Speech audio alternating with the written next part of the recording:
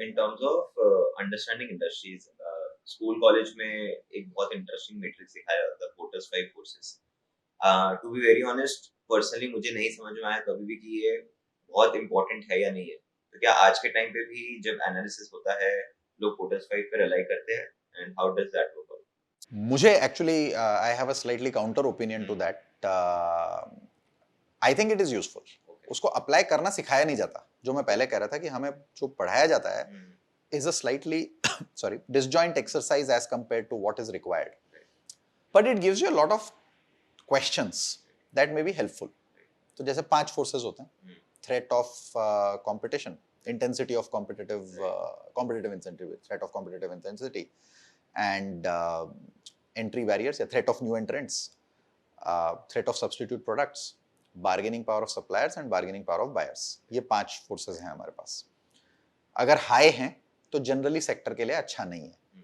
ठीक है, जैसे अगर कॉम्पिटिटिव इंटेंसिटी बहुत हाई है तो प्राइसिंग पावर नहीं होगा, प्राइस पे लड़ रहे होंगे लोग, राइट। बायर के पास होगा। इसमें फिर वो मतलब the buyer basically is at an advantage, the consumer is at an advantage, right. So generally these industries that are in a lot of pricing power don't do very well unless the valuation is very suppressed.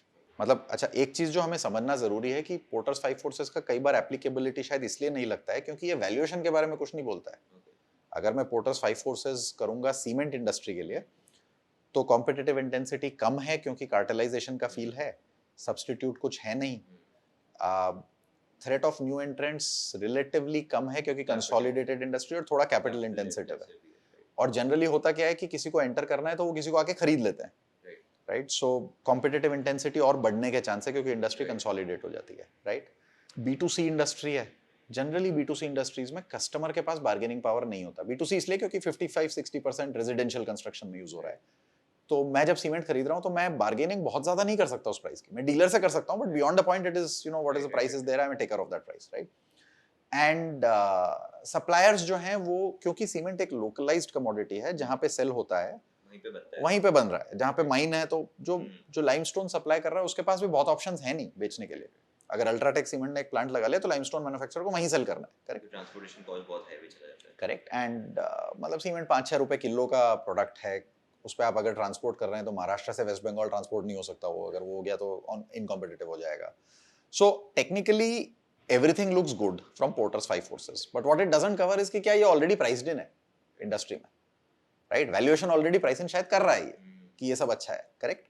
तो porters 5 forces को देखने का तरीका industry के perspective से relevant है, आपको questions दे रहा है, बट लास्ट में ये क्वेश्चन पूछना जरूरी है कि is this being priced in already, right.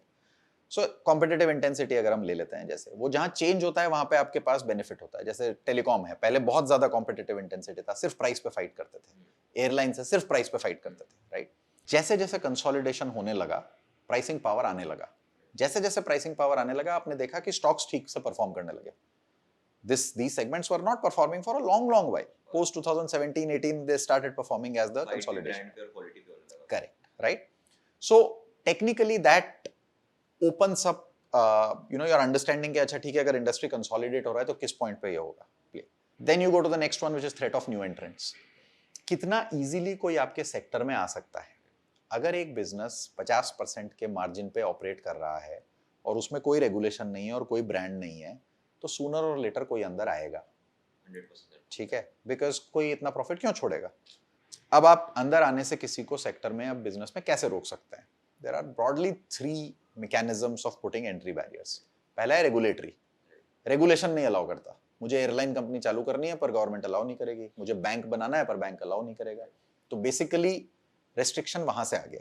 तो एग्जिस्टिंग प्लेयर को ये बेनिफिट है कि सडनली आपका बिजनेस कोई नहीं लेगा, आपको पता चलेगा कौन आ रहा है क्योंकि लाइसेंस दिया जा रहा होगा उसके लिए, करेक्ट। सेकंड तरीका है कि कैपिटल इंटेंसिव बहुत ज्यादा है। अभी स्टील प्लांट लगाना है तो 1 मिलियन टन का प्लांट लगाने के लिए, depending on how efficient the player is, it is and what kind of capacity expansion it is, 4 से 6 हजार करोड़ रुपए लगेगा 1 मिलियन टन के लिए, राइट। और वो प्लांट लगाने में 3 साल लगेंगे।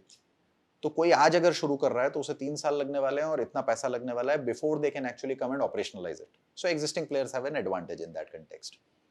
तीसरा तरीका है ब्रांड का। साबुन बनाना is not difficult.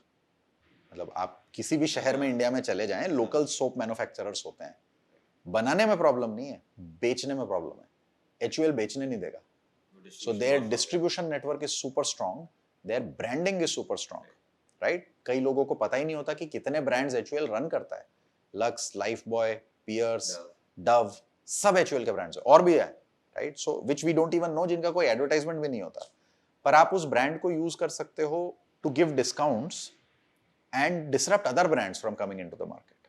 Why do you think soft drinks mein there is so difficult to enter? So for all this while only Pepsi and Coke were there, right? Now you have Reliance again coming in through Campa Cola and getting into it. But still that is a question. But it successful hoga nahi hoga. And it takes a Reliance to do it. Right. Without that kind of a deep pockets you can't do it because आपको पता है आप किस game में घुस रहे हो, right? Success rate so small.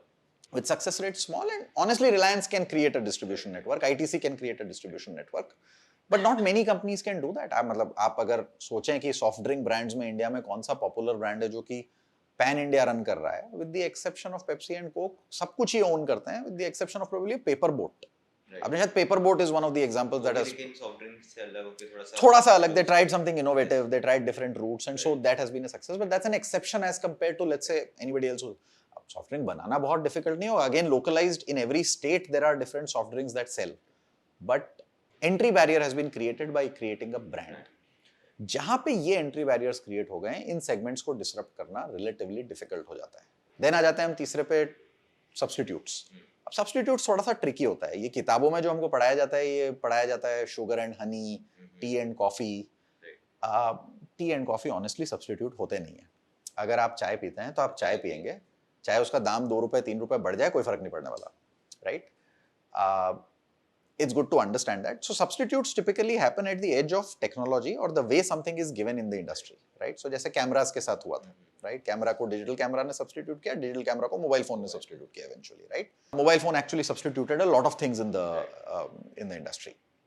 Notepad substitute होने लगे and so on and so forth, right? Calculator substitute हो गए।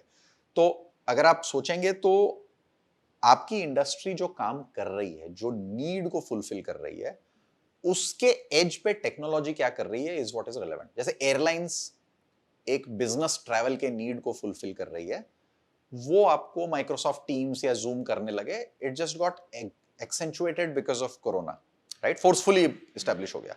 जैसे आप देखेंगे अगर ऑनलाइन एजुकेशन की बात करें तो 2020 से पहले और 2020 के बाद में बहुत सब्सटेंशियल एक्सेप्टेंस का डिफरेंस है। उससे पहले मैं फॉर एग्जांपल अपने बिजनेस को एग्जांपल की तरह लेके देखूं तो जो हम कॉर्पोरेट प्रोग्राम्स करते थे, उससे पहले largely physical classroom based programmes होते थे। Once people tried online, it just shifted completely to, a lot of it shifted to online because people saw the benefit of it and effectiveness of it and so on and so forth, right? So sometimes those externalities are needed as well. Classic example I give is PVR Inox, right? And I think अगर आप सोचें business क्या कर रहा है, business entertainment business में content distribute कर रहा है, ठीक है? ये सोचना जरूरी है कि एक्चुअल सेक्टर क्या है। Sector is not movie theatre, sector is content distribution, ठीक है? कंटेंट डिस्ट्रीब्यूशन में आपका क्या सब्स्टिट्यूट है, राइट? ओटीटी है, यूट्यूब है, अब तो बहुत है। मतलब पॉडकास्ट जो हम रिकॉर्ड कर रहे हैं, ये आज से 4 साल पहले 5 साल पहले एग्जिस्ट नहीं करता था, बहुत कम होता था, कुछ लोग करते थे। It was not a popular segment, it has become a popular segment. Someone will be consuming this content, दिन में आपके पास 24 घंटे ही हैं। किसी को हो सकता है ये एंटरटेनिंग लगे, आई होप सबको एंटरटेनिंग लगे, बट अगर किसी को ये एंटरटेनिंग फुलफिलिंग लग रहा है तो this is taking away time from something else. वो टाइम मूवीज ओटीटीज कहीं से जा रहा है, राइट?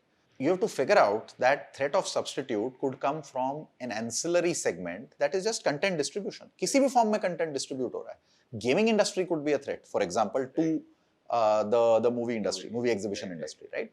So मतलब ये मेरा ओपिनियन है, गलत हो सकता है, बट मैंने लिखा भी था तब, अगर कुछ समय पहले जाएंगे और हम देखेंगे जब इनका मर्जर हुआ था 2022 में, कि when these two large firms are merging together, if it was such a big growth segment, then why would the top 2 companies merge together? Unless they see that the threat that they are against is formidable, right? And आप अगर note करेंगे तो मतलब obviously again hindsight benefit, but the price hasn't gone anywhere, and it was just mass, and this is despite in between one quarter being a blockbuster quarter, जो हमारा अगस्त वाला quarter था, जब हाँ, when all these movies had come and there was a big hype around big one day, and the stock has reacted also then, but it did not cross the peak it created just after the merger. I think merger के 1-2 महीने बाद इसने 2100 के आसपास का peak बनाया था, at approximately a 19-20,000 crore kind of a market cap. It has not crossed that. It is off about 20-25% from there. So it's a difficult segment because it has been disrupted and now it's only going to face more challenge.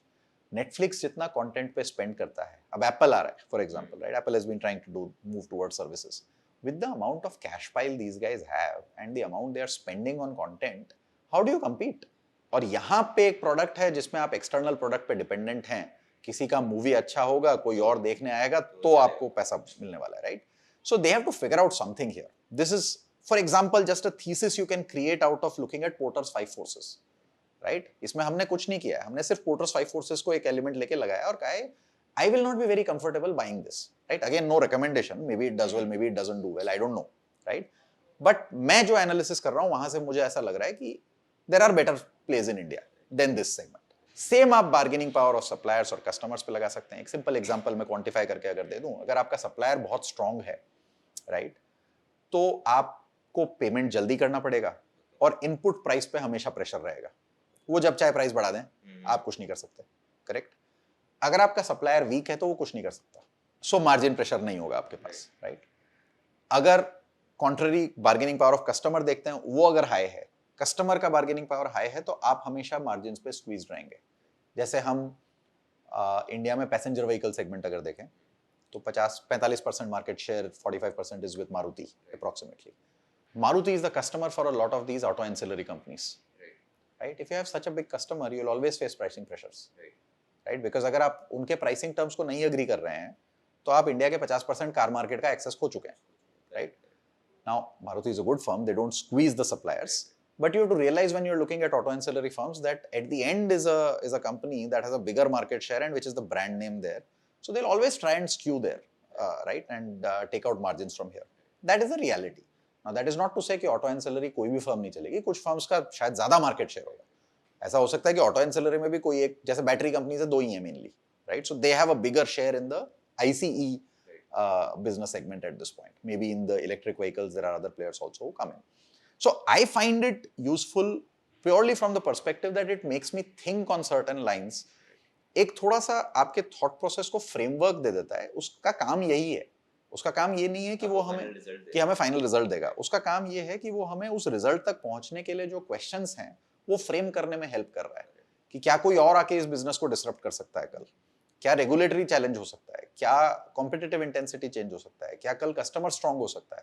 मान लीजिए 2 बड़ी customer companies में merger हो गया, right? Do they become stronger? PVR Inox का हम case ले रहे थे, right? Once they merge together, suddenly they become like a big chunk.